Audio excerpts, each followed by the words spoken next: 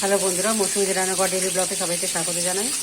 আজকে সকালবেলা তো জলখাবার তো হয়ে গেছে, আর এখন মাছের ঝোল হচ্ছে।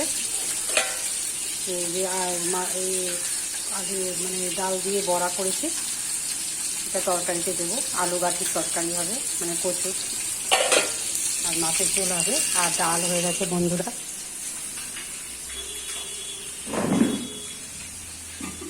ভাত হয়ে গেছে, ডালের বড়া, আর যে ডাল হয়ে গেছে, টমেটো দিয়ে ডাল। ব্লগটা দেখতে থাকুন বন্ধুরা। এই যে গাছে প্রচুর তরকারি হচ্ছে আলু দিয়ে, আর এখানে যে মাছের ঝোল হচ্ছে,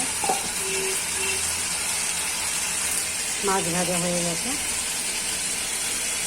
ব্লগটা দেখতে থাকুন।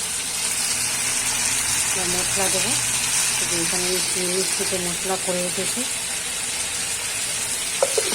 এখানে হলুদ, লঙ্কা গুঁড়ো, জিরে গুঁড়ো, ধনে গুঁড়ো, নুন, হলুদ আর নুনটা এমনি আলাদা। বন্ধুরা এখানে মাছের ঝোল, ভাত আর বড়া ভাজা। যদি বেশি লাগে বেশি দেবো।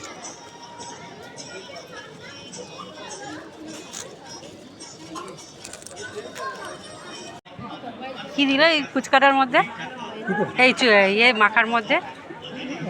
ওই ছোলা টোলা সব, কাঁচা লঙ্কা সব, আর ওই তোমার ভাজা মশলা সব ভাজা মশলা, নুন, বিট নুন, আর একটু তেঁতুল জল।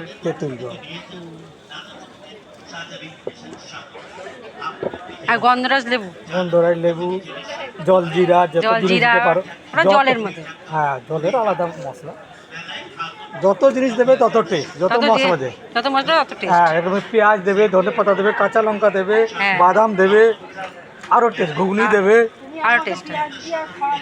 খাওয়াবো তো, আসবে তা ওখানে আসলে খাওয়াবো। তার কাঁঠাল বাগান বাজারে এসো খাওয়াবো, ঠিক আছে? আসবেন। আচ্ছা ঠিক আছে, পরের বার আবার কালকে আসবেন।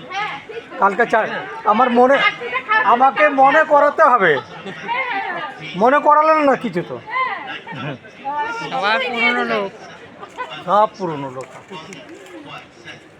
বাবা নে,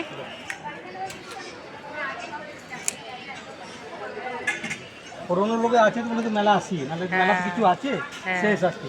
এত বিক্রি তো ওইখানে করে নি।